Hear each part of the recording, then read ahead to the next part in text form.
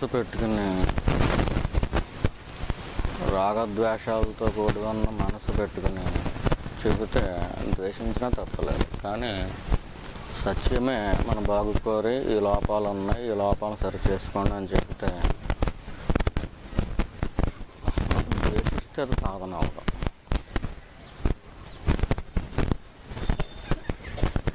శివుడు, విష్ణువు, కుమారస్వామి, అమ్మవారు, భగవాను, రామకృష్ణ పరమహంస వీళ్ళందరూ ఉన్నారు కదా. వాళ్ళందరిలోనూ ఒక సత్యమే ఉంది. ఆ సత్యమే మనలో కూడా ఉంది.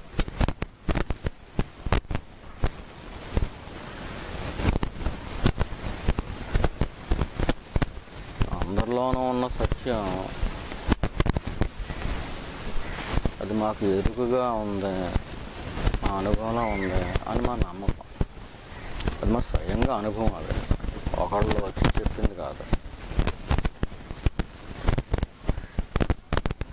ఆ ఎరుకే, ఆ సత్యమే ఎవరైతే ఆశ్రయిస్తారో వాళ్ళ బాగోగులు చూద్దాం.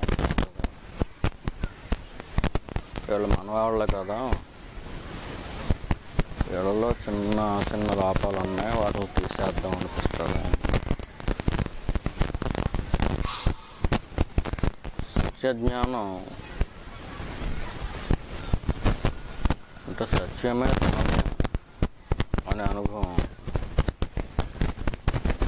తనతో పాటు అందరికీ రావాలి అని ప్రయత్నం చేస్తుంది. దానికోసం సబ్జెక్ట్ చెబుతుంది. ఈ మాటల వల్ల ఎవరో మారరు, కానీ ఉండలేక చూడటం.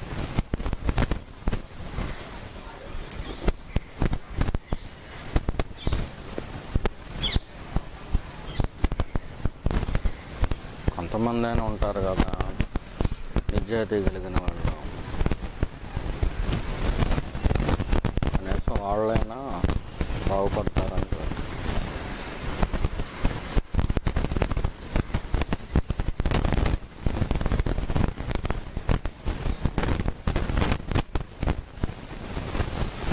నీ లోపల ఏ సత్యం అయితే ఉందో అదే నా లోపల ఉంది.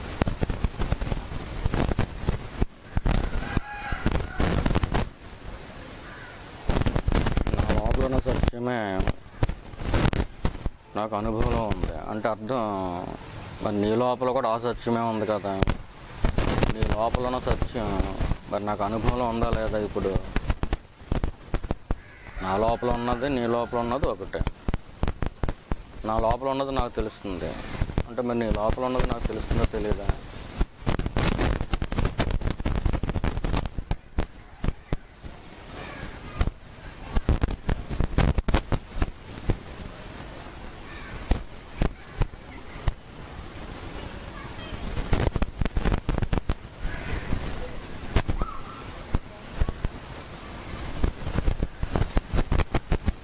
సత్యజ్ఞానము అంటే బయట ఉన్న విషయాలు నేర్చుకోవటం కాదు, పుస్తకాల్లో విషయాలు నేర్చుకోవటం కాదు, మన లోపల ఉన్నదే మనం తెలుసుకోవటం.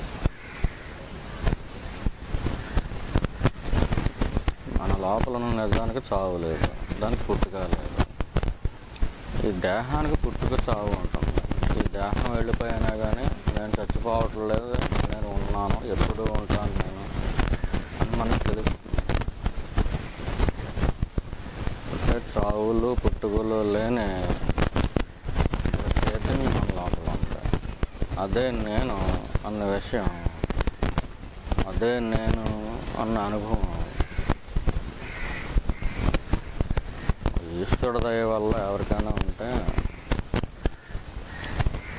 వారు మిగతా వాళ్ళని కూడా తీసుకెళ్ళిపోగలరు. వస్తాను అంటే తీసుకెళ్ళగలరు.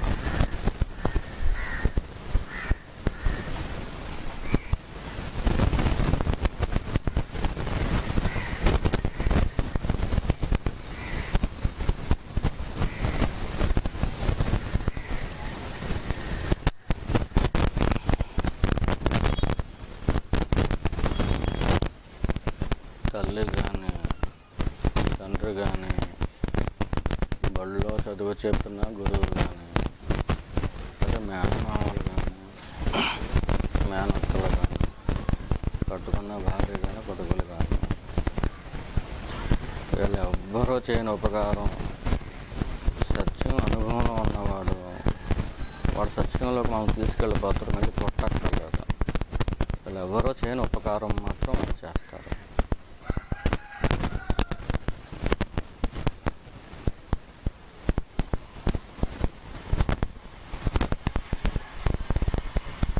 నిజాయితీ కలిగిన నమ్మకం వల్ల దాన్నే శరణాగతి అంటారు. మన శరణాగతి నిజమై ఉండాలి, అబద్ధంగా ఉండదు. నిజాయితీ కలిగిన నమ్మకం వల్ల వాళ్ళనే మనం పట్టుకుని ఉంటే వాళ్ళు తీసుకెళ్తారు. మనకు పొందే భాగ్యం లేనివాడు మన లోపల ఉన్న అహంకారం ఏదో ఒకటి చేస్తూ ఉంటారు. దాని మాయలో పడ్డప్పుడు మనం ఆ జన్మ విడిచిపెట్టేస్తాం. మళ్ళీ ఎన్ని జన్మలకో చెప్పలేం. ఇప్పుడు మానవులుగా పుట్టాం కదా, మళ్ళీ మానవులుగానే పుడతామని చెప్పలేం. పశువులుగా పుట్టచ్చు, మనుషులుగా కూడా పుట్టచ్చు.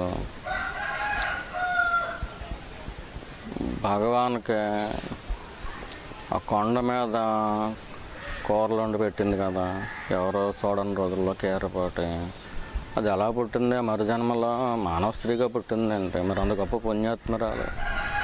బాలభగవానికి ఆకుకూరలు గట్ట కొండ మీద ఏరుకుని తెచ్చి వండి పెట్టింది కదా, అది మరు జన్మలో గోలక్ష్మిగా పుట్టింది, ఆవుగా పుట్టింది. మానవుడిగా పుట్టిందా? మానవ స్త్రీగా పుట్టలేదు కదా. భగవాన్కే ఆకలితో ఉన్నప్పుడు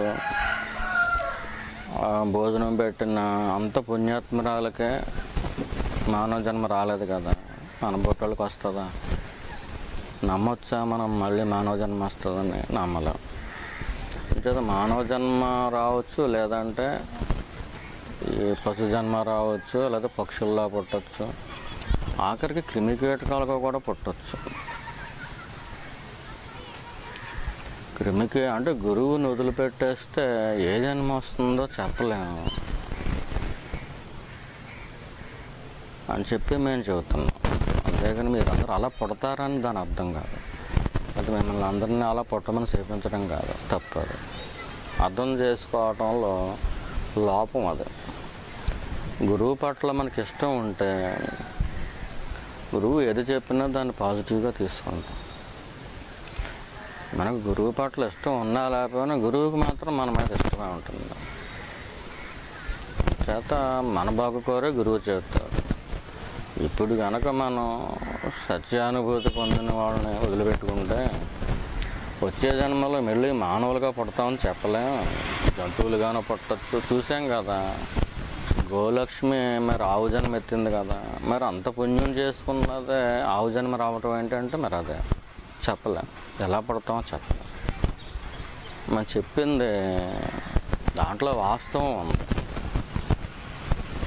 ఏ జన్మ తర్వాత ఏ జన్మ వస్తుంది అనేది మన చేతుల్లో లేదు, అది ఈశ్వరుడి చేతుల్లో ఉంది. అంత గొప్ప పుణ్యాత్మరాలకే ఒక పశువు జన్మ ఇచ్చాడు. పశు పక్షాదులుగా పుట్టవచ్చు, క్రిమికీటకాదులుగా కూడా పుట్టవచ్చు. ఎందుకు మనం వేస్ట్ చేసుకోవటం? ఎందుకు ఈ జన్మని? మన గురువు ఏవైతే మనలో లోపాలు ఉన్నాయని చెబుతున్నారో ఆ లోపాలను తీసేసుకోవటానికే చిత్తశుద్ధితో ప్రయత్నించటం మానేసి మమ్మల్ని క్రిమికీటకాలుగా పుట్టమని అంటున్నాడు, మమ్మల్ని వదిలిపెట్టేస్తే మీరు అలా పడతారని చెప్పి చెబుతున్నాడు అనుకోవటం. మన లోపల గురువు పట్ల ద్వేషం ఉంటే అలా అర్థం చేసుకోవాలనిపిస్తుంది. సత్సంగానికి ఎవరు వచ్చినా సత్సంగాలుగా లేవు కదా, అంచేత కొన్ని విషయాలన్నా మనం తెలుసుకోవాలి.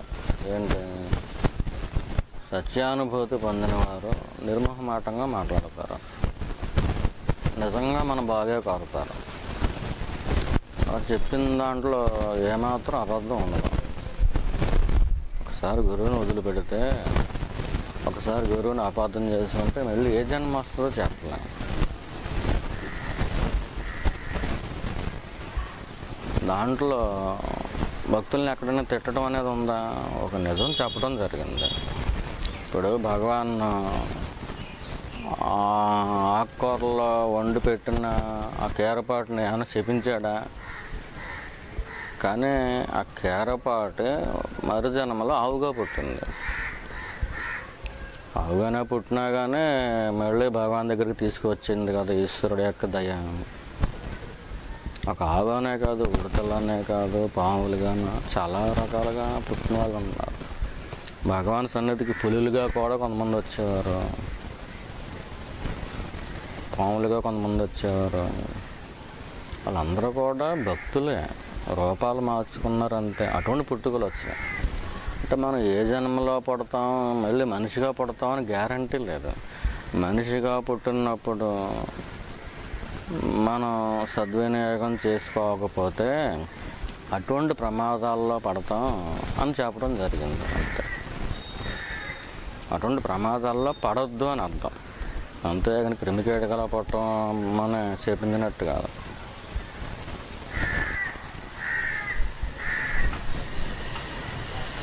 గురువు పట్ల గౌరవభావం ఉండాలి. ఎందుకంటే గురువు దేహానికి సంబంధించిన వాడు కాదు, పరమేశ్వరుడికి సంబంధించిన వాడు. లోక వ్యవహారాలు ఏమైనా ఉంటే లోక వ్యవహారాలుగా చూసుకోవాలి, కానీ గురువు దగ్గర అవి పని చేయాలి. అంచేత మనం ఈ జన్మ మరణ ప్రవాహాల్లోంచి బయటకు రావాలని ప్రయత్నం చేస్తాం. ఇలా ఎవరైతే అంటే సత్సంగం అనేది ఒక ఫ్యాషన్ కాదు. సత్సంగం అనేది ఏదో అన్ని పనులతో పాటు ఒక పని కాదు. సత్సంగం అనేది మనం ఈ జన్మ మరణ ప్రవాహంలో బయటకు వచ్చేయాలి. ఈ చావటాలు, పుట్టటాలు, ఈ బాధలు పట్టాల ఇవన్నీ వస్తాయి. హృదయంలో నిజం ఉంది, ఆ నిజంలోకి వెళ్ళిపోవాలి అని ఎవరైతే తప్పిస్తున్నారో వాళ్ళకి సత్సంగం అవసరం. వాళ్ళ కోసం ఈశ్వరుడే సత్యాన్ని అనుభవంలోకి వచ్చినటువంటి ఒక వ్యక్తిని పెడతాడు. కానీ ఆ వ్యక్తి వ్యక్తిగా కనిపిస్తాడు, లోపల వ్యక్తిగా ఉంటుంది.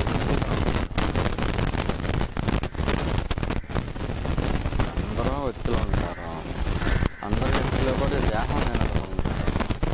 కానీ ఈశ్వరుడు మనల్ని బాగు చేయడం కోసం ఎవరినైతే పెట్టారో వాళ్ళు వ్యక్తిగా మనకు కనిపిస్తారు, కానీ వాళ్ళు వ్యక్తిగా ఉంటారు, వెనుకగా ఉంటారు, లోపల చైతన్యంగా ఉంటారు. అంటే ఈశ్వరుడు మన కోసం ఈ భూమి మీద నిలబెట్టిన తన స్వరూపం, తన ప్రతినిధిని ఎందుకు నిలబెడుతున్నాడో మనం బాగుపడాలి. మనం ఈశ్వరుడి యొక్క స్వరూపం ఐక్యం అవ్వాలి.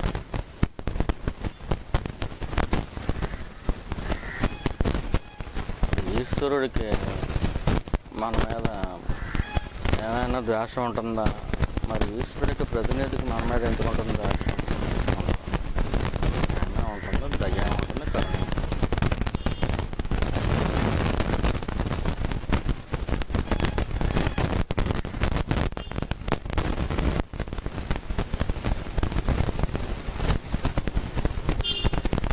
నీ బిడ్డ ఉంటాడు, నేను అర్థం చేసుకోలేకపోయాడు అనుకో, అయ్యో నా బిడ్డ అర్థం చేసుకోలేకపోతున్నాను బాధపడతావు తప్పించి వాళ్ళు దేశించగలుగుతావా?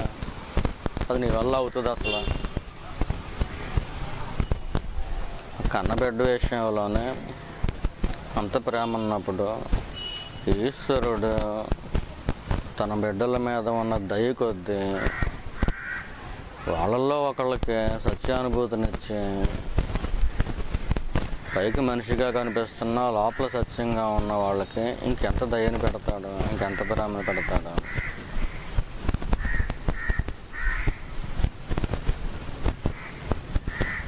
అమ్మ నా సుఖం కోసం నేను నరికేస్తానంటే నరికేసుకుంటా.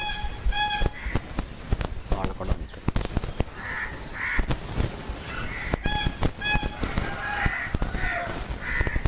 ఇక్కడ ఇంకా పేగు బంధం ఉంది. అది పేగు బంధాన్ని మించిన ఆత్మబంధం. ఈశ్వరుడి యొక్క ప్రేమ అంత గొప్ప.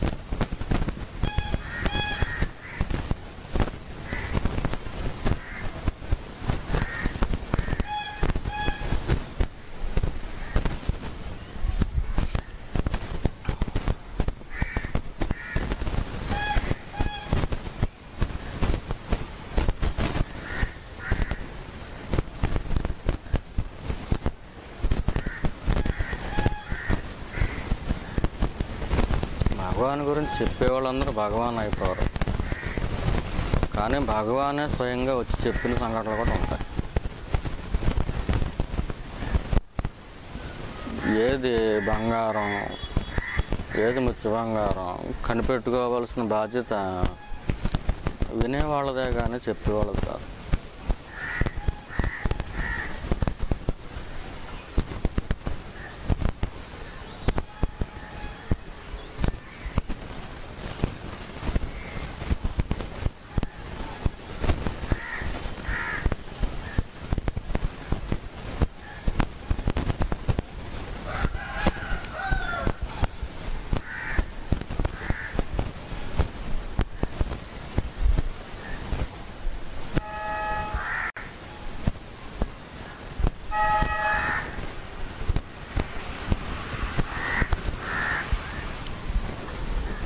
లోక వ్యవహారం కోసం లోకానుసరణగా ఉండాలి.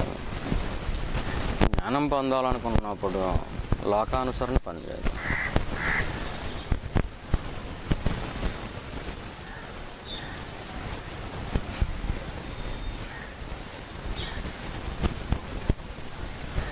ఎక్కడో హిమాలయాల్లో ఒక గుహలో ఊరికిన ఒక టవల్ కట్టుకుని కూర్చున్నాడు సాధువు. ఆ చక్రవర్తికి ఒక 5 ఏళ్ళ నుంచి దేశంలో పంటలు పండకపోతే, వానలు రాకపోతే వెళ్తాడు. మంది మార్బలాన్నే 1 కిలోమీటర్ ముందే వదిలేస్తాడు సైన్యాన్ని. 1 కిలోమీటర్ నడిచి వెళ్తాడు. అప్పుడు దాకా కిరీటం గట్టా ఉంటుంది.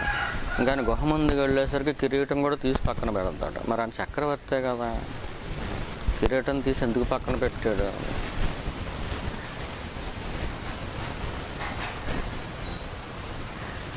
ఆ గుహలో ఉన్న సాధువు నువ్వు కిరీటం పెట్టుకొచ్చేవు అని ఏమైనా అసూయపడే స్థాయిలో ఉంటాడా?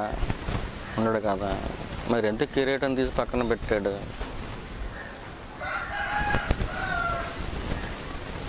కిరీటం తీసి పక్కన పెట్టాడు. ఆ గుహలో ఉన్న సాధువుకి సాష్టాంగ ప్రణామం చేశాడు. ఆయన వచ్చిన పని చెప్పాడు. ఇంకెవరి వల్ల అవట్లేదు, మీ అనుగ్రహం కావాలన్నాడు. అనుగ్రహం ఉంటుంది వెళ్ళు అన్నాడు. వీడు ఆ రాజ్యం పొలిమేరలోకి వెళ్ళేసరికి ఎదురు వచ్చేసారు, వార్త తెచ్చేసారు గుర్రం మీద, మన రాజ్యంలో వర్షాలు మొదలైనాయండి అని. అంటే వాడు ఒక వ్యక్తి కాదు,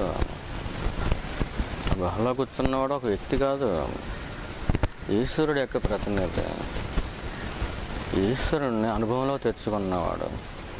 వాడు దయచేత ఏదైనా ప్రసాదించగలడు. అంత దయాస్వరూపుల దగ్గరికి కిరీటం పెట్టుకుని వెళ్తే మాత్రం కాదంటారంటే వాళ్ళు కాదనరు. కానీ తన రాజ్యం సుభిక్షంగా ఉండాలి అంటే, అలాగే తన రాజ్యం వాళ్ళు సుఖంగా ఉండాలి అన్న, అలాగే జ్ఞానం గురించి నేర్చుకోవాలి అన్న, సిన్సియర్గా సాధన చేయాలి అన్న ఒక సాధువు దగ్గరికి కానీ గురువు దగ్గరికి కానీ అంత వినయపూర్వకంగా వెళ్ళాలి. కిరీటం పక్కన పెట్టాడు అంటే అర్థం ఏంటంటే, మన భాషలో ఆయనకున్న క్యాస్ట్ ఫీలింగ్ తీసి పక్కన పెట్టాడు. నేను క్షత్రియుడిని, నేను చక్రవర్తిని తీసి పక్కన పెట్టాడు. దానివల్ల అవకే కదా ఈయన దగ్గరికి వచ్చాడు. తన చక్రవర్తిని అనుకుని 5 ఏళ్ళు చూశాడు. వర్షాలు కురవలేదు, ఎన్నో యజ్ఞాలు చేయించాడు, ఎంతోమంది పండితులకి బహుమానాలు ఇచ్చాడు, దానాలు చేశాడు. ఎన్ని ఇచ్చినా కానీ పడలా. అంటే తన చక్రవర్తిగా అక్కడ చేయలేంది ఒక సాధారణ మానవుడు వెళ్ళి అడిగినా కానీ ఆయన చేశాడు. శిష్యుల యొక్క ప్రవర్తన సత్యానుభూతి పొందిన వాళ్ళ దగ్గర అలా ఉంటేనే తొందరగా ఫలిస్తుంది. కిరీటం పెట్టుకుని వెళ్ళినా కానీ ఫలించవచ్చు, కానీ అది పద్ధతి కాదు, శిష్యుల యొక్క పద్ధతి కాదు. ఈశ్వరుడు దయామయుడే అయినా కానీ మనం ఆ ఈశ్వరాంశ దగ్గరికి వెళ్ళినప్పుడు మనకున్న సర్వము తీసి పక్కన పెట్టాలి. శరణాగతి ఉంటుంది. మనకున్న సర్వం తీసి పక్కన పెట్టి మనం ఒంటరిగా వెళ్ళి అడగాలి, ఒక జీవుడిగా వెళ్ళి అడగాలి. అది పద్ధతి. సత్యజ్ఞానం పొందాలి అనుకున్న వాళ్ళకి కూడా అది వర్తిస్తుంది. మాకు ఒక 100 ఎకరం ఉందండి అని చెప్పి వచ్చి కూర్చుంటే వాళ్ళకి సరిగ్గా అర్థం కాదు గురువు చెప్పేది. అలాగే మేము క్షత్రియులు అనుకున్నా కానీ అర్థం కాదు. అది తీసి పక్కన పెట్టిన వాళ్ళకి అర్థమవుతుంది.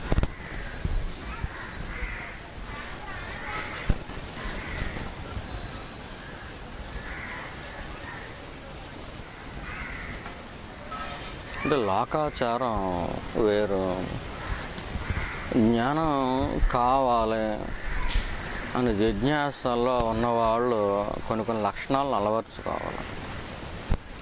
ఉన్నతమైన లక్షణాలని, విధేయతని, వినయాన్ని అలవర్చుకోవాలి. అది లోపల నిజంగా తీసేసుకోవాలన్నమాట. పైకి తీసేసుకుని లోపల నిజంగా తీసుకోకపోతే అది ఈనాటికైనా ముందు నాటికైనా వాళ్ళు అక్కడ నిలబడలేరు.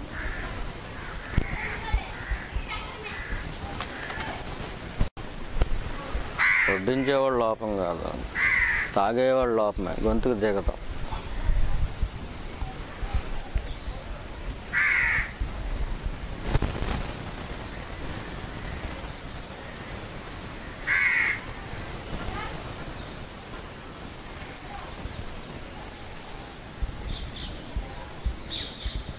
కామం, క్రోధం, మోహం ఇవన్నీ లోపల ఉన్నాయి. ధర్మబద్ధం కానీ అన్నీ తీసేసుకో, ఈ సంసారపరంగా ఎంత అవసరం అంత ఉంచుకో అని చెప్పి చెబుతాడు అనుకో. అలా చేస్తే రాలి మరి.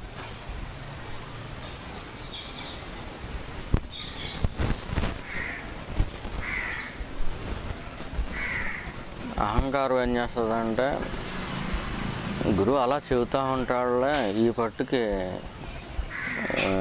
విన్నా పైన పర్వాలేదులే ఒక పట్టుకి అని చెబుతాడు. దాని మాటలు వినకూడదు. అలాగే మోహంతో పాటు లోభిత్వం కూడా, అది కూడా అడ్డమే. సాయిబాబా దగ్గరికి ఎవరో కొంచెం భక్తులు, ధనికులైన భక్తులు ఎవరైనా వెళ్తే వాళ్ళని 2 రూపాయలు ఉండే లేదా 5 రూపాయలు అని అడిగాడు. వాడు ఏమన్నా మోటల మేళ కట్టుకుంటా అడిగాడా లేదా? ఆ భక్తుల్లో వాళ్ళకి ఆత్మజ్ఞానానికి అడ్డంగా ముందు లోభిత్వం అనేది అడ్డం పడుతుంది అని గ్రహిస్తే ఆ లోభిత్వం తీసేయడం కోసం వెళ్ళినప్పుడల్లా 2 రూపాయలు అడుగుతూ ఉండేవాడు. అంటే తన అన్నయ్య ఆశ్రయించిన వాళ్ళల్లో ఏ ఆటంకాలు ఆత్మజ్ఞానం పొందాలి అనుకునే వాళ్ళకి ఆ తపస్సుకి ఏవైతే ముందు ఆటంకాలుగా ఉంటాయో ఆ ఆటంకాలను ముందే తీసేయటం కోసం అలా అలవాటు చేస్తాడు. అంతేగాని బాబాకి ఎందుకు డబ్బులు? అంటే శిష్యులకి ప్రాక్టికల్గా ట్రైనింగ్ ఇవ్వటం. అది థియరీ చెప్పేసి వదిలిపెట్టేలేదు బాబా. ఆ చెప్పిన థియరీని వాళ్ళకి ఆచరణలోకి వచ్చేలాగా చేసేవాడు. అందుచేత డబ్బులు అడిగేవాడు. అంటే వాళ్ళ లోభిత్వాన్ని తీయటం కోసం, ఆయన మూట కొట్టుకుందామని కాదు.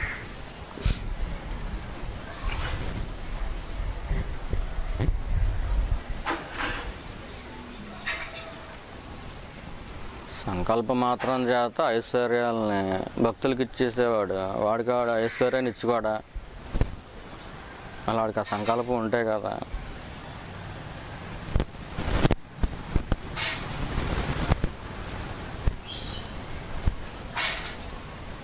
అంటే భక్తులకు ఏవేవి ఆటంకాలుగా ఉన్నాయో ఆటంకాలు తీసేయటం కోసం గురువు ప్రాక్టికల్గా చూస్తాడు. అదే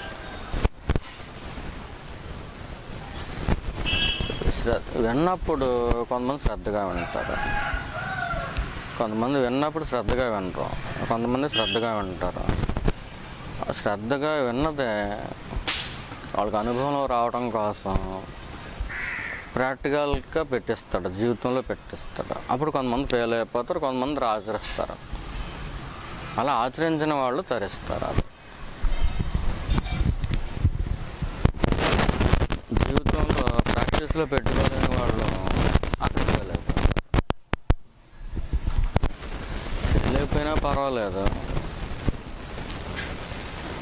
సత్యం అనుభవంలో ఉన్నవాడు మన గురువు అయితే మనం ఫెయిల్ అయిపోయినా, ఈ సోమవారం ఫెయిల్ అయిపోతే మంగళవారం ఆపి బుధవారం నాడు ఇంకోసారి మళ్ళీ ప్రాక్టీస్లో పెట్టి ఈసారి దగ్గరుండి చెయ్యి తాను అందించి మరీ అది దాటిస్తాడు దాన్ని. కానీ ఆయన ఆశ్రయిస్తేనే దాటిస్తాడు. ఆయన వదిలిపెట్టేస్తే ఆయన ఎలా దాటించగలరు?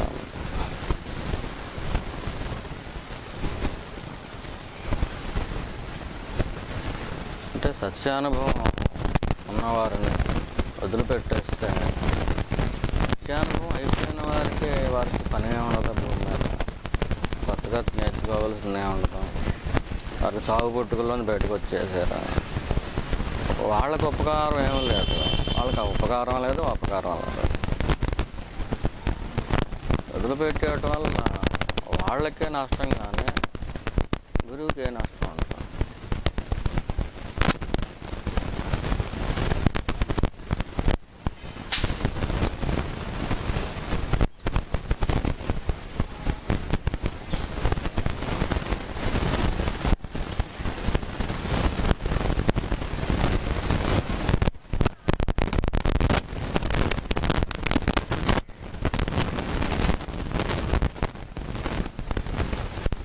గురువు వ్యక్తిగా కనిపిస్తాడు, అందరిలాగే మనం చూస్తున్నాడు, అది పైకి అలా కనిపిస్తుంది. వాడు మన హృదయం లోపల,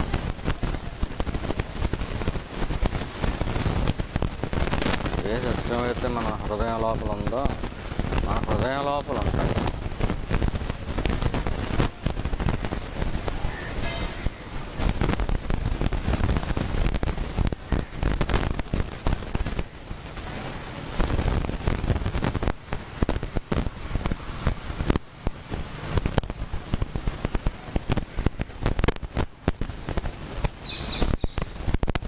చైతన్యానుభవం పొందిన వారి బతుకుమైన సన్నిధి కూడా మంచిదే అని చెప్పి భగవాన్ చెప్పారు. అంటే నదుల్లో ములిగిన దానికి ఎంత ఫలితం, అలాగే తీర్థాలు క్షేత్రాలు తిరుగుతారు కదా, దానికి ఎంత ఫలితం. అలా కామధేనువు కల్పవృక్షం వీటిలో ఉంటాయి కదా, ఈ అన్నిటి వల్ల వచ్చే ఫలితం సత్యానుభూతి కలిగిన వారి దగ్గర కూర్చోవటం వల్ల వచ్చింది.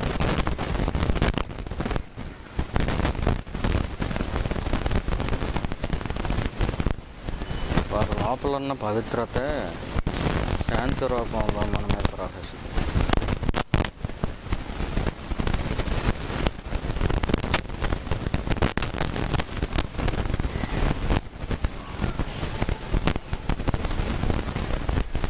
పవిత్రత అపవిత్రమైన డైరెక్షన్ ఇస్తుందా ఎప్పుడైనా ఎవరిగా? అంటే గురువు చెప్పింది మనకు అర్థం కావట్లేదు అనుకోవాలి, కానీ వాళ్ళు చెప్పింది తప్పు అనుకోకూడదు.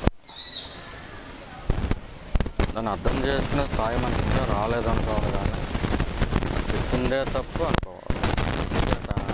గురువు ఒక వ్యక్తి అయితే చెప్పింది తప్పు అయి ఉంటుంది.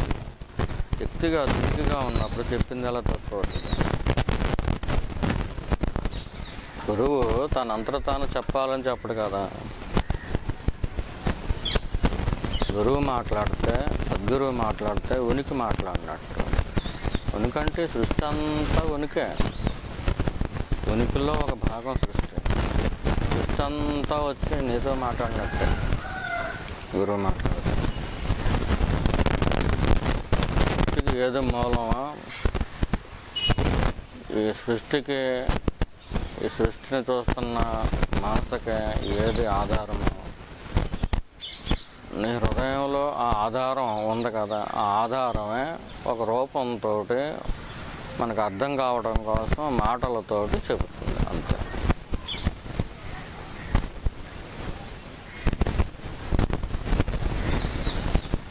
ఆశ్రయించవలసింది కూడా చైతన్యానుభవం ఉన్నవారిని ఆశ్రయించాలి. దానికి అరుణాచలేశ్వరుడు అనుగ్రహం కూడా ఉండాలి. అరుణాచలేశ్వరుడు అనుగ్రహం ఉండి చైతన్యానుభవం కలిగిన గురువు మనకు దొరికితే అంటే సద్గురువే, సత్యం, జ్ఞానం అది అనుభవంలో ఉన్నవాళ్ళు మనకు దొరికితే వారిని విడిచిపెట్టడం అత్యంత దురదృష్టం. అది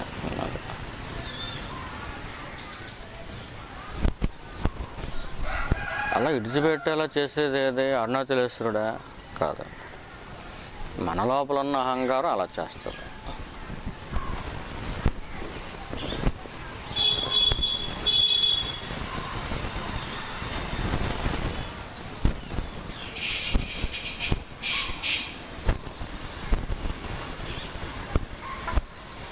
అహంకారానికి అహంకార నిర్మూలకుడు అంటే ఇష్టం ఉంటుందా ఏంటి? ఉండదు.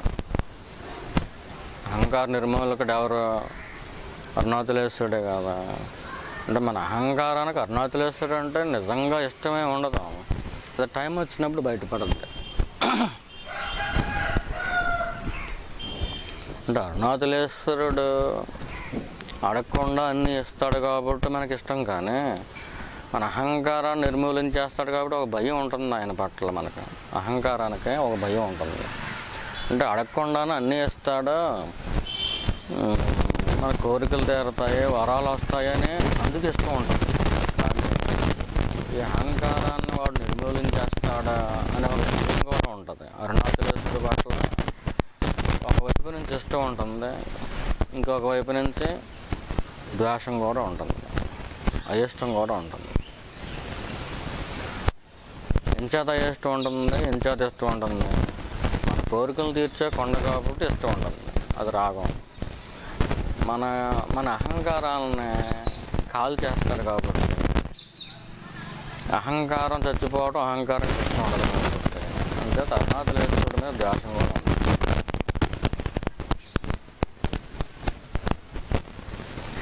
మనకు అరుణాచలేశ్వరుడు అంటే ఇష్టమే అనుకుంటాం, అది పైకి కనిపిస్తుంది. పైకి కనపడకుండా ఇప్పుడు నీకు నీళ్ళు ఒలగపోసారనుకోండి, ఆ తాపు కింద నుంచి అలా వెళ్ళిపోతాయి. పైకి కనిపిస్తాయి అవి, అలా పైకి కనిపించకుండా తాపు కింద నీరు లేదు.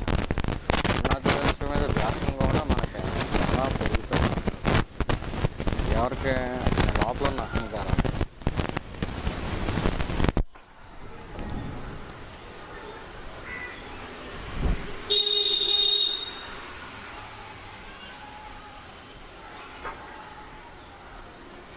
వివేకానందుడు కూడా శివాంశ సంభూతుడు అని చెబుతారు. వాడికి అరమరుకులు ఉండవు, ఉన్నదన్నట్టుగా చెప్పేస్తాడు. శివాంశ ఉన్న వాళ్ళందరూ కూడా వాళ్ళు విరోధమైన పర్వాలేదు, ఉన్నదన్నట్టుగా చెప్పాలనుకుంటారు. అదే ఎవరికైనా విరోధం అవుతామేమో అనుకుని మానేరు. వాళ్ళు చెప్పవలసినది వాళ్ళు చెప్పేస్తారు అంతే. అప్పుడు మనకి ఇష్టం లేని మాటలు చెబుతున్నప్పుడు, అహంకారం నిర్మూలించే పనులు చేస్తున్నప్పుడు, ఈ చాప కింద నీరులో ఏదైతే పోగొడు ఉందో ఆ ఇష్టం ఒక్కసారిగా విజృంభిస్తుంది. విజృంభించి అప్పటి వరకు తన కోరికలు తీర్చినప్పటికీ కూడా, తన బాధలు పోగొట్టినప్పటికీ కూడా అవన్నీ మరుగున పెట్టేసి మా అహంకారాలను తిడుతున్నాడు అని చెప్పి అనుకుంటాడు. మరి అహంకారాన్ని నిర్మూలించేవాడు అహంకారాన్నే తిడతాడు కదా. మన అహంకారం మనం ఎలాగ నిర్మూలించగలం? వాడు నిర్మూలించేస్తాడు, వాడు చేతిలో పెట్టేస్తే నిర్మూలించేస్తాడు. మనల్ని మనం ఎలాగ తిట్టుకోలేం కదా. గురువు వచ్చి తిట్టు పెడుతుంటే అది పోతుంది కదా, అది మంచిదే కదా. కానీ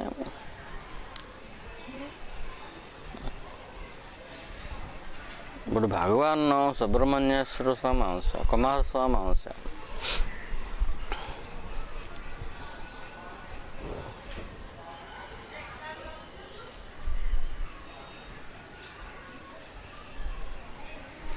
అరుణాచలేశ్వరుడి మీద కోరికలు తీరుస్తాడని ఇష్టం ఉంటుంది అంతే, బాధలు పోకూడదని ఇష్టం ఉంటుంది అంతే.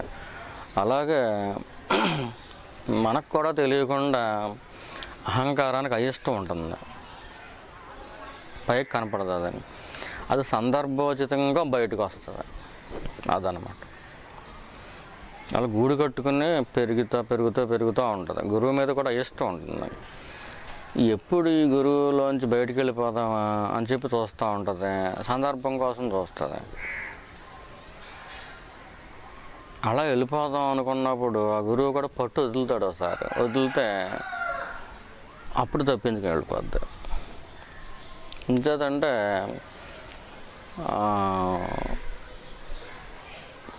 ఈశ్వరుడు మనకు అవకాశం ఇస్తాడు. బాగుపడతానన్న అవకాశం ఇస్తాడు, చెడిపోతానన్న అవకాశం ఇస్తాడు. ఎంచేత అందరి కోరికలను తీర్చేవాడు వాడు కాబట్టి అహంకారం యొక్క కోరికను కూడా తీరుస్తాడు.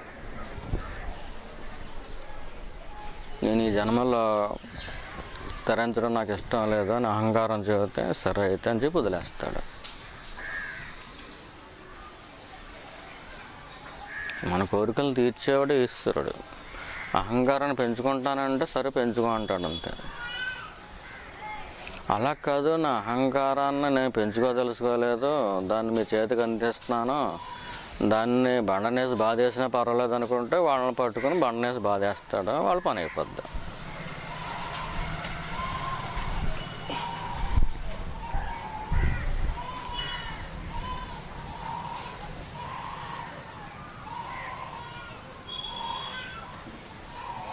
మన మనసుకి ఏముంటుంది? ఈశ్వరుడి మీద ఇష్టం ఉంటుంది. అలా మన అహంకారానికి ఏముంటుంది? మనసు పైకి కనిపిస్తుంది, అహంకారం పైకి కనిపించదు, అడుగున ఉంటుంది. అహంకారానికి ఏముంటుంది? ఈశ్వరుడి మీద ద్వేషం ఉంటుంది. ఆ ఈశ్వరుడు ఒక అంశగా భూమి మీదకి వస్తే ఆ అంశని కూడా మానసికంగా ప్రేమిస్తాం. భక్తులు కూడా, డివోటీస్ కూడా మానసికంగా ప్రేమిస్తారు. అహంకారపూరితంగా చూసినప్పుడు ద్వేషిస్తారు. అది సహజంగానే జరుగుతూ ఉంటుంది, దాంట్లో తప్పు కూడా ఏమీ లేదు. ఇప్పుడు ఇంకా వాన రాలేదు, కొంచెంసేపటికి వచ్చేస్తుంది కదా, అలాగనమాట. ఎండ వస్తుంది, వాన కురుస్తుంది, ఇది ఎంత సహజమో. గురువు పట్ల ఇష్టం ఉంటుంది, అయిష్టం కూడా ఉంటుంది. అయిష్టం పైకి కనపడదు. సందర్భం కోసం ఇప్పుడు అగ్నిపర్వతాలు అస్తమానం పేలిపోవు కదా, ఆ టైం వచ్చినప్పుడు పేలుతాయి. ఆ టైం వచ్చినప్పుడు మాయ కూడా అలాగా ముందు పెడుతుంది. గురువుని ఎన్ని విధాలుగా అపార్థాలు చేసుకోవచ్చో, అప్పుడు అలాగన్నాడు, ఇప్పుడు ఎలాగన్నాడు, మొత్తం అన్నీ జ్ఞాపకం వచ్చేస్తాయి అన్నమాట. భార్యాభర్తలు తంతులాగా ఉంటుంది. ఏమీ లేదు, జ్ఞానానికి అజ్ఞానం పెళ్ళం అంతే. అమ్మవారు అజ్ఞాన స్వరూపిణి, జ్ఞానస్వరూపిణి రెండును. జ్ఞానస్వరూపిణి ఎందుకైంది? అయ్యవారిలో సగం అయిపోయింది కాబట్టి. లేకపోతే మహామాయ ఆవిడే కదా, మాయ అంతా ఆవిడే కదా. నేను ఇంకా అప్పుడు నీలోకి రాను, అమ్మ దగ్గరే ఉంటాను అంటే సరే ఉండు అంటాడేముంది. అమ్మలో ఉన్నంతకాలం బాధలు తప్ప. ఆవిడ సుఖాన్ని ఇస్తుంది, దుఃఖాన్ని కూడా ఇస్తుంది.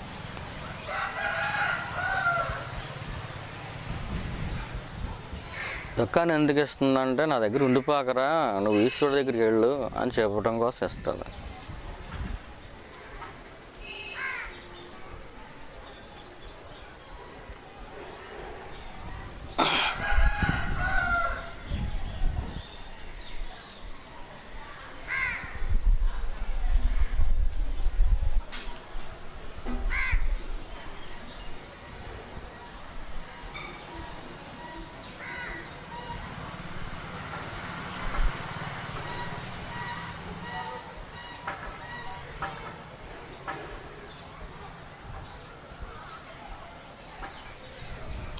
నేను ఎవరు అనేది చూసుకోవడం చాలా ఇంపార్టెంట్. అది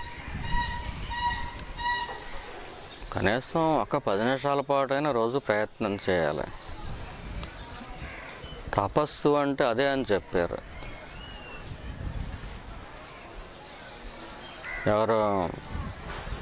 శ్రీ భగవాను తపస్సు అంటే నేను అనేది ఎక్కడి నుంచి వస్తుందో చూసుకోవడమే తపస్సు అని చెప్పారు.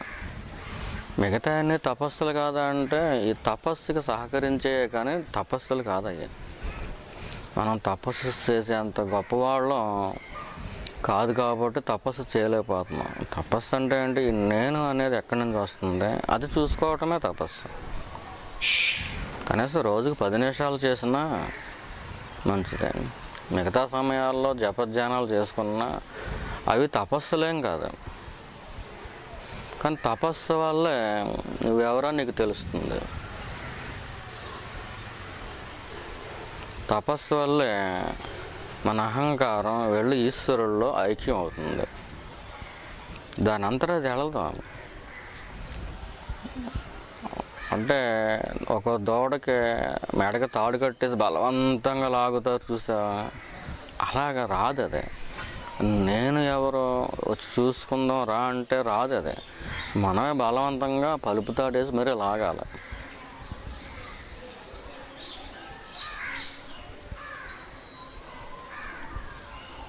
పెంచే తర్వాత అహంకారం అది వస్తే కాలిపోవాలి కదా. ఇప్పుడు ఎవరు చచ్చిపోవడానికైనా ఎవరు ఒప్పుకుంటారమ్మా? ఒప్పుకోరు కదా. మరి అహంకారం నువ్వు చచ్చిపో అంటే ఒప్పుకుంటుందా? ఒప్పుకోదు కదా. దాంట్లో మనం ఆశ్చర్యపడవలసిన అవసరం ఏముంది? అహంకారం చచ్చిపోవటానికి ఇష్టపడదా, హృదయం లోపలికి వెళ్ళటానికి ఇష్టపడదా?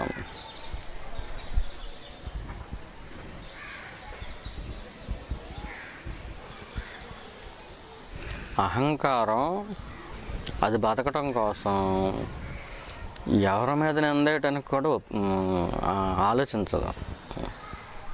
ఇప్పుడు మనం ఉమ్మేస్తామనుకో ఆకాశం మీద, ఆకాశానికి వెళ్ళి చేరుతుందా, వెళ్ళి మన ముఖం మీద పడుతుందా అని తెలిసినా కానీ వేయటమే ఏసై అంటుంది అంతే. ఇప్పుడు సూర్యుడు వాడు దేవుడు, సూర్యుడి మీద ఉమ్మేశారనుకో సూర్యుడికి వెళ్ళి చేరుతుంది అది. వాడు ఎంత దూరంలో ఉన్నాడు? గురువు అంత దూరంలో ఉంటాడు. గురువు యొక్క సత్యస్వరూపం ఈ సూర్యుడు ఎంత దూరంలో ఉన్నాడో అంతకంటే ఎక్కువ దూరంలో ఉంటాడు. వాడికి ఎలా చేరుతుంది? అది చేరదా. అందుచేత అది మళ్ళీ ఎవరి మీద పడుతుంది? మన మీదే పడుతుంది.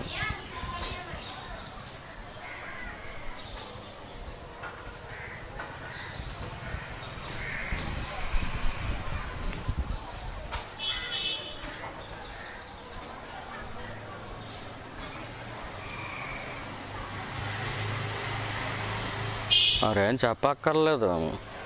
సత్యానుభవం పొందినవారు అంటే నేను పొందాను అని చెప్పుకునేది ఒకటి ఉండదు. ఇంకా అక్కడ వారు వ్యక్తిగా ఉండరు, ఉనికిగా ఉంటారు. ఆ ఉనికిగా ఉన్న వారి దగ్గర కూర్చుంటే అదే చాలు. అక్కడి నుంచి మనకి శాంతి వస్తుంది. శాంతి రావటం స్పష్టంగా మనకు తెలుస్తుంది. అది ఇంకొకరు చెప్పక్కర్లా.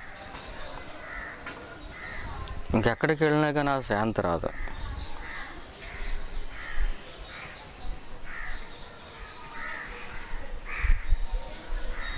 అంటే వారి సన్నిధిలో పవిత్రత, శాంతి మన మీద వర్షిస్తున్నట్టు మనకు స్పష్టంగా తెలుస్తుంది. అంతకుముందు ఏమైనా తలపోట్లు కానీ ఇటువంటి ఏమైనా ఉన్నా కానీ అవన్నీ పోతాయి. బీపీ లాంటివి ఏమైనా ఉన్నా కానీ అవి కూడా పోతాయి. ఆ శాంతిలో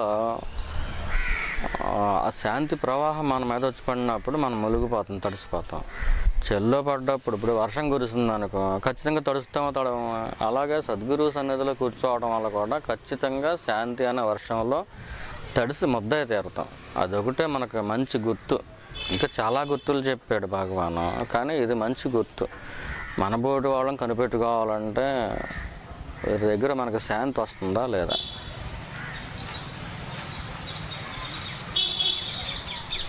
నోరు మూసుకుని కూర్చున్నది మాత్రం మౌనం కాదు. శాంతి పొంగితే అది మౌనం.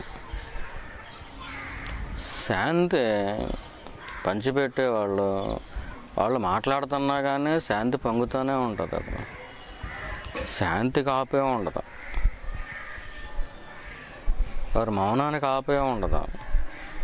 మౌనంలోంచే శాంతి వస్తుంది, సత్యంలోంచే శాంతి వస్తుంది, పవిత్రతలోంచే శాంతి వస్తుంది. ఈ మాటలు సత్యాన్ని ఆపలేవు, శాంతిని ఆపలేవు, పవిత్రతను ఆపలేవు.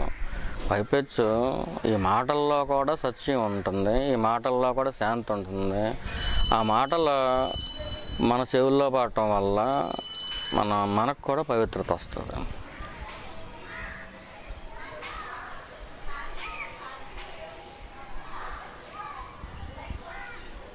ఒక వ్యక్తి నేను చూస్తూ ఉంటే ఒక వ్యక్తి నన్ను చూస్తున్నాడు నీకు తెలుస్తుంది. వ్యక్తిగా లేని వారు చూసినా కానీ ఇక్కడ ఒక వ్యక్తి కనిపించట్లేదు, నాకు ఉనికి ఉంది, ఆ చూపు ఏ లోయల్లోంచి వస్తుందో తెలియట్లేదు నాకు అనే గుర్తు కూడా ఇంకొక గుర్తు. వాడు సద్గురువా కాదా అనేదాని గుర్తు. సద్గురువు నేను చూస్తే ఒక వ్యక్తి చూసినట్టు ఉండదు. ఎంచేత వాడు వ్యక్తిగా ఉంటే వ్యక్తిగా చూస్తాడు.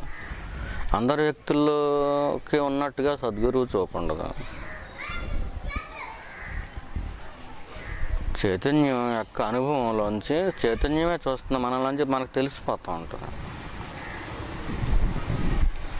మరి అంత స్పష్టంగా తెలిసిన తర్వాత సత్యాన్ని, సత్య జ్ఞానాన్ని, అనుభవంలోకి వచ్చిన వాళ్ళని మనం విడిచిపెట్టవచ్చా?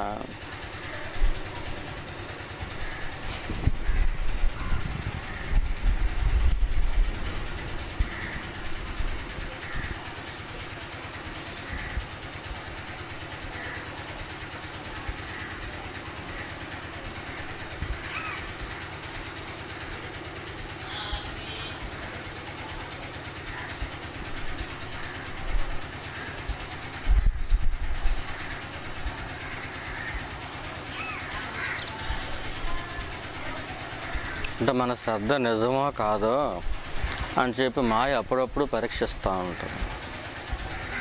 మనకంత శ్రద్ధ లేకపోతే చిన్న చిన్న విషయాల కోసం ఆగిపోతాం. బాగా చిన్న చిన్నవి అయిపోయి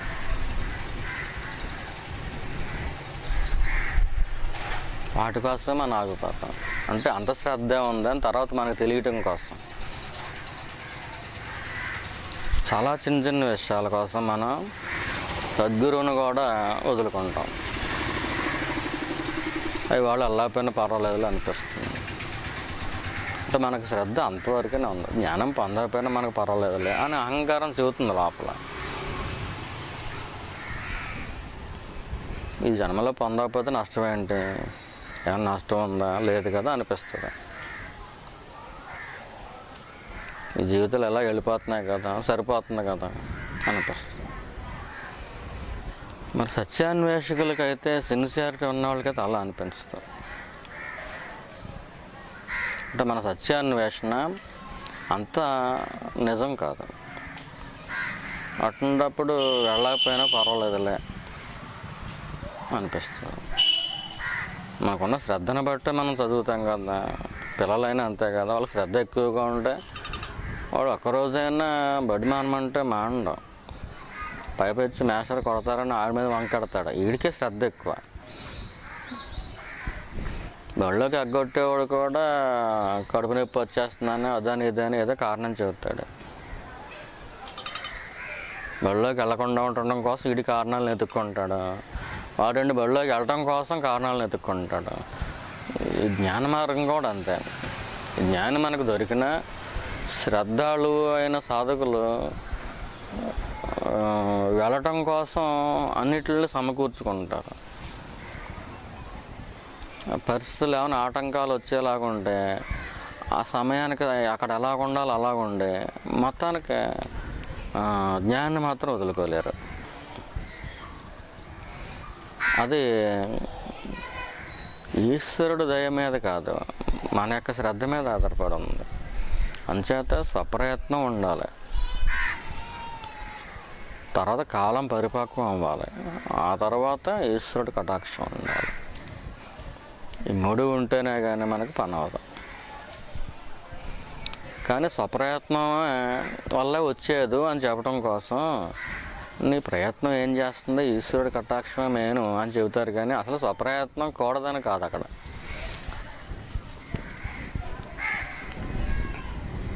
ఎంతో కష్టం రావటం, మానవుడిగా పుట్టడం ఎంతో కష్టం.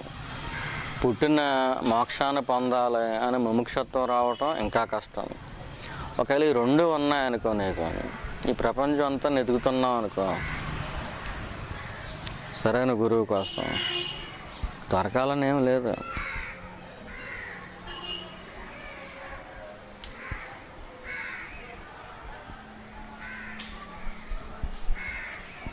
మనుష్యత్వం వచ్చింది, మోక్షత్వం వచ్చింది. మహాపురుషుల యొక్క సంశ్రయం దొరకాలనేం లేదు. అది కూడా దొరికిందనుకో, అటువంటి జన్మ దుర్లభం అని చెప్పాడు. ఎవరో ఆచార్యుల వారు, శంకరుల వారు చెప్పారు. ఆయన చెప్పింది అబద్ధం ఎందుకు అవుతుంది?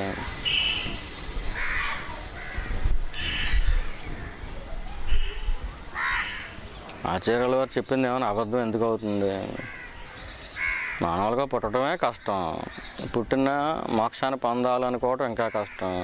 పుట్టేమో మోక్షాన్ని పొందాలనుకున్నాం, కానీ మోక్షానికి మనం తీసుకెళ్ళే వాళ్ళు ఎలా వెళ్ళాలో చెప్పేవాళ్ళు వాళ్ళు స్వయంగా మోక్షంలో ఉంటేనే వాళ్ళు చెప్పగలరు. స్వయంగా అది అయిపోతేనే వాళ్ళు మనల్ని తీసుకెళ్ళగలరు. వాళ్ళు ఎక్కడ దొరుకుతారు? మనకి దొరకాలనేమో లేదు. అంచేత భూమండలం అంచుల్లో ఎక్కడో ఉందో వాళ్ళ నివాసం ఏమో అంటే అక్కడ దాకా వెళ్ళిపోండి అని చెప్పాడు ఐన్స్టీన్. అంత గొప్ప మహానుభావుడే చెప్పాడు అలా.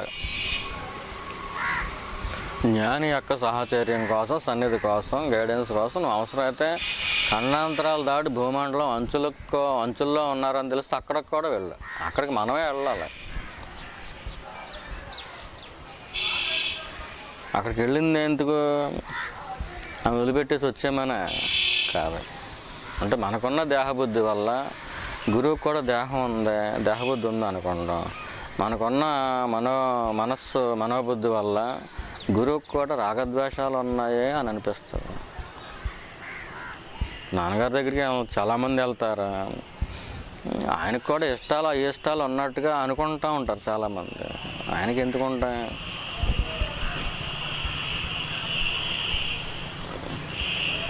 వీళ్ళ మాయలో పడ్డారు అంతే.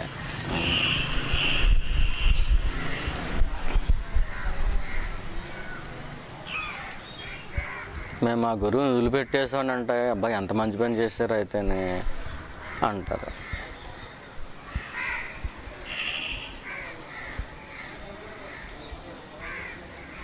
చాలా లోపాలు ఉన్నాయండి.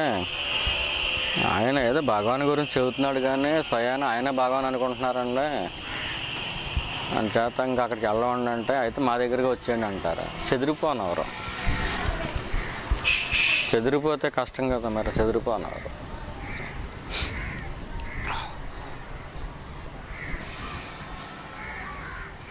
వశిష్ఠుడు, విశ్వామిత్రుడు ఇద్దరు ఒక రకంగా ఉండరు. ఇద్దరు జ్ఞానులే, మరి ఇద్దరు మహర్షులే, కానీ ఇద్దరు ఒక రకంగా ఉండరు. అది ఈశ్వరుడు వారిని అలా పెట్టాడు అంతే. విశ్వామిత్రుడు రాముడిని పంపించమని అడిగితే నేను పంపించను అంటాడు కదా దశరథుడు. ఉక్కుపచ్చలు ఆరలేదు ఆని పంపించడం అంటే. అసలు విశ్వామిత్రుడు యాగానికి రాముడు అవసరం అంటే అంత లోతు ఆలోచించాడే లేదు. మా అబ్బాయి నా దూరం అయిపోతున్నాడు అనుకుంటున్నాడు అంతే, ఇడిచిపెట్టి ఉండలేక మమకారం వల్ల. అప్పుడు స్వీట్గా చెప్పాడు వశిష్ఠుడు దశరథుడితోటి, పక్కకి కాకేసి, ఆయన మహర్షి, ఆ రాక్షసుల్ని ఆయన సంకల్పం మాత్రం చంపేస్తాడు. వాళ్ళని ఎవరన్నా చంపాడు కదా, ఎవరు తాటకే ఎవరు ఉన్నారు కదా, మారీచుడు, వీళ్ళందరినీ కూడా వీళ్ళు చచ్చిపోవాలి అని చెప్పిస్తే చచ్చిపోతారు వాళ్ళు.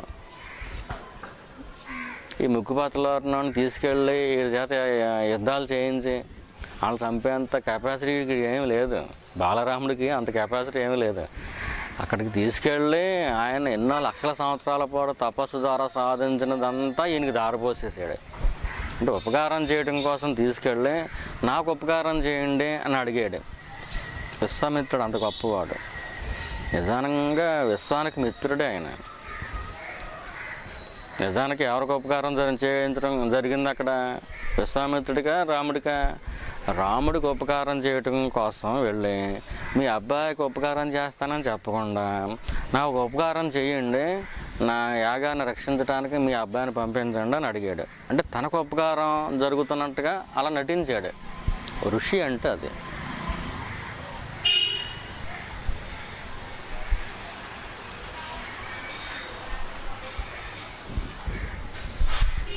మీ ఇంటికి వచ్చి నాకు అన్నం పెట్టా అన్నాను అనుకో, అబ్బా నేను అన్నం పెట్టేసాను కదా నువ్వు సంతోషంతో ఉంటావు. కానీ ఆ పాపాలు తినటం కోసం వాడు నీ ఇంటికి వస్తాడు. వాస్తవానికి నీకు ఉపకారం అది. పైకి ఏం కనిపిస్తుంది? గురువుకి నేను అన్నం పెట్టాను కదా అనిపిస్తుంది, గురువు లాభపడ్డాడుగా పైకి కనిపిస్తుంది. కానీ ఆ లోపల నిజంగా చూస్తే ఎవరు లాభపడ్డారు? శిష్యులే బాగుపడ్డారు.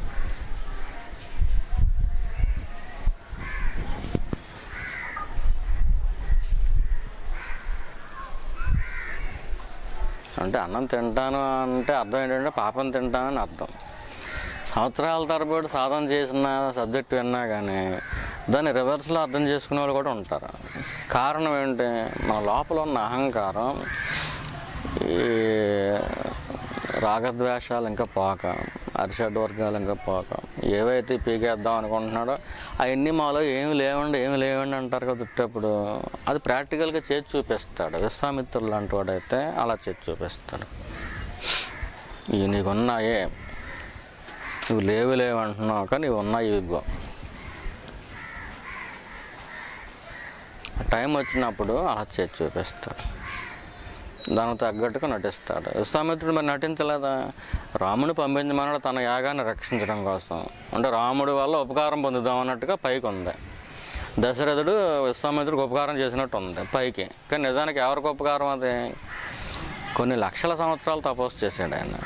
ఆ తపస్సులో సాధించిన అస్త్రాలని, తపస్సు యొక్క ఫలితాన్ని, మొత్తం ఇదంతా శక్తిని అంతటినీ కూడా రాముడికి లక్ష్మణుడికి దారిపోసాడు.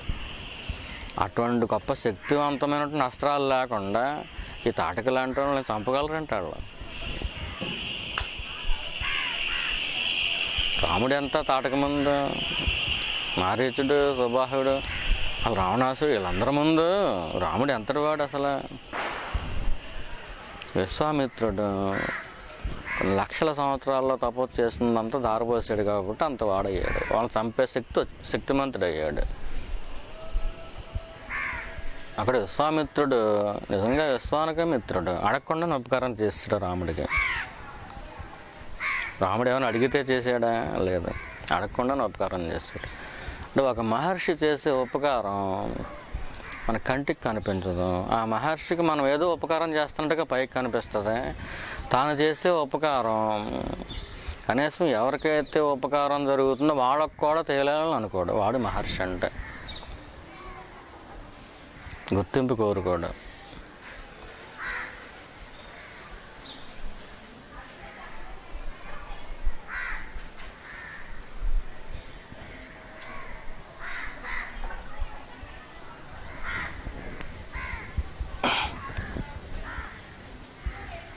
అంటే మన ఆడబిడ్డ పట్ల తల్లికి ఎలాగైతే మమకారం ఉంటుందో, అంటే తండ్రి కూడా చూడకుండా లోపల ఎక్కడో మడతల్లో పెట్టేస్తుంది. ఒక 500 కాయంతో 1000 కాయంతో పెట్టేస్తుంది. తర్వాత మధ్యలో ఎక్కడ ఆ జాగ్రత్త అంటుంది, దాంట్లో ఎంత ఇట్టిందో చెప్పదు. అది మధ్యలో ఇప్పొద్దు, ఇంటికి వెళ్ళిన తర్వాత తిప్పుకో ఉంటుంది. అటువంటిది ఉంటుంది మహర్షికి భక్తుల పట్ల. అంటే వాళ్ళు ఏం ఉపకారం చేస్తున్నారని ఇది చెప్పేస్తుంది ఆడు, అది కూడా చెప్పడు.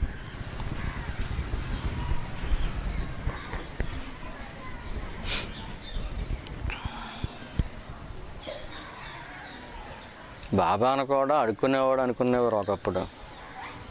ఇంటింటికి వెళ్ళి పరోటాలు అడుక్కునేవాడు ఆయన. ఇంకా వంటమాల ఎట్లయితే తయారయ్యేవో సిద్ధమయ్యేవో అనేవాళ్ళు కూడా ఉన్నారు. మనం ఇవాళ అందరూ పూజించే షిరిడి సాయిబాబాని అలా అన్నవాళ్ళు కూడా ఉన్నారు. ఒక నవ్వుకునేవాడు అంతే. వీళ్ళ పాపం తినడానికి వెళ్ళేనే పాపం వాళ్ళకి ఆ యోగం లేదు. మరి ఏం చేస్తాం? స్వయాన వాళ్ళ ఇంటికి వెళ్ళినా కానీ ఇవ్వట్లేదు పాపాన్ని అని ఆయన బాధపడేవాడు అంతే.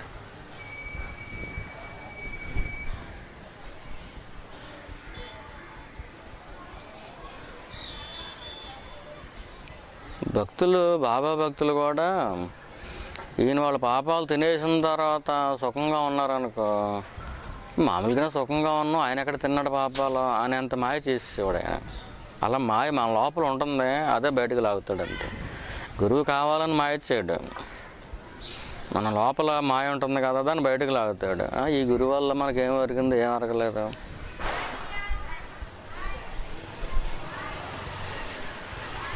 మామూలుగా బాగుంది అంతే. అందరికీ అలా బాగుంటుంది, అలాగే మనకి బాగుంది. ఇంక వీడి పాపాలు తిన్నది ఎక్కడ అనిపిస్తుంది. అంటే ఈ మాయ అంతా లోపల దాక్కుని ఉంటుంది. దానికి కూడా అవకాశం ఇవ్వాలి కదా బయటకు రావడానికి. అందుచేత మాయకు కూడా అవకాశం ఇస్తాడు.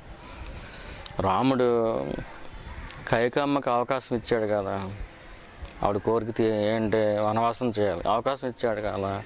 అలాగే గురువు కూడా మాయకి అవకాశం ఇస్తాడు. నువ్వు మాయని ఎప్పుడైతే పట్టుకుంటావో అయితే పట్టుకో, అయితే నీ ఇష్టం అంటాడు. ఆ తర్వాత మాయ అంటే ఏంటి? పాము కాటులో విషం ఉంటుంది కదా, అలా మాయ పట్టుకున్న వాళ్ళు కూడా విషం ఎక్కేస్తుంది. ఆ విషం ఎక్కి కొంతకాలం పాటు, చాలా కాలం పాటు బాధలు పడవలసి ఉంటుంది. విషమే కదా. అంచేత మాయ చేత కాటు వేయబడితే ఆ బాధల్లో పడవలసి ఉంటుంది, తప్పదు మరి. ఇప్పుడు ఏరుకోరు మాయని కౌగిలించుకున్నప్పుడు, ఇప్పుడు మీ అబ్బాయి ఉంటాడు, ఏరుకోరు చేసుకుంటాడు. శైవ్యంగా ఉంటే పర్వాలేదు, శైవ్యంగా లేదనుకో, నువ్వు ఏరుకోరు చేసుకున్నావు నేనేం చేయను అంటావు కదా. మరి అంతే, ఈశ్వరుడు కూడా అంతే.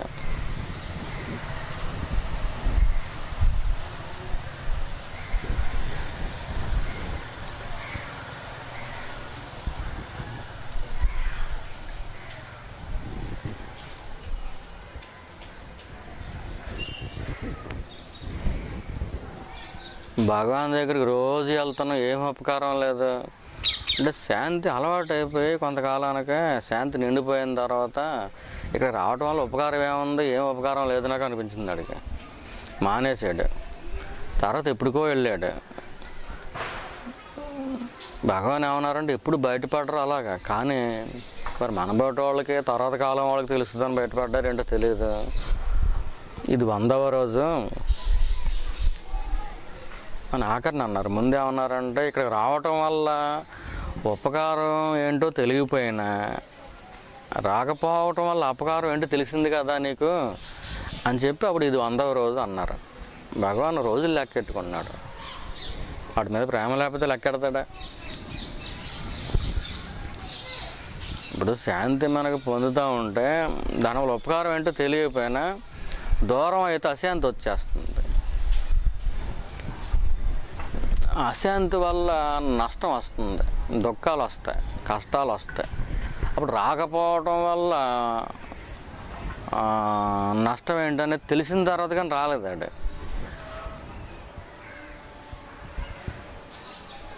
వాళ్ళు ఏమంటారంటే బడిలోకి వెళ్ళకపోవటం వల్ల నష్టం ఏంటో తెలియని వాళ్ళు ఎవరు? బడుద్దేలు కదా, సరిగ్గా చదవలేరు కదా, వాళ్ళు శ్రద్ధ లేని వాళ్ళు.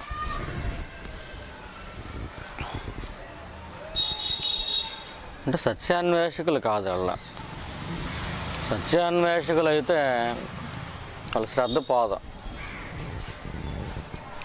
గురువు దొరికితే వాళ్ళు విడిచిపెట్టరు. మనం అనుకోకుండానే దొరికేసాడు అనుకో, ఆవిడ విలువ తెలియదు.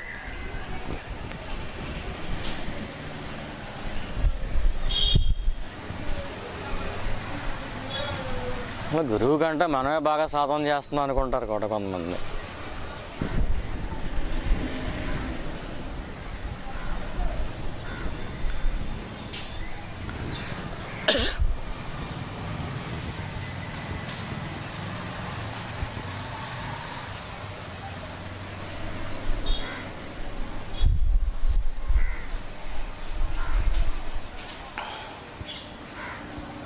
నువ్వు ఎవరన్నా ఉంటున్నావమ్మా నువ్వు?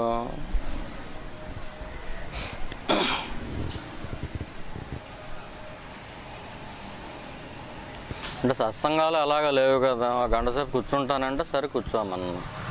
ఈ వాణ్ణి తల్లి వల్ల ఎలా కూర్చుంటున్నాం, ఆవిడే ప్రోత్సహించింది. ఒక గంట కూర్చుంటామండి, మీరేమైనా చెబితే అది నేను నోట్ చేసుకుంటాను అన్న. సరే అయితే దానికే ఉంది.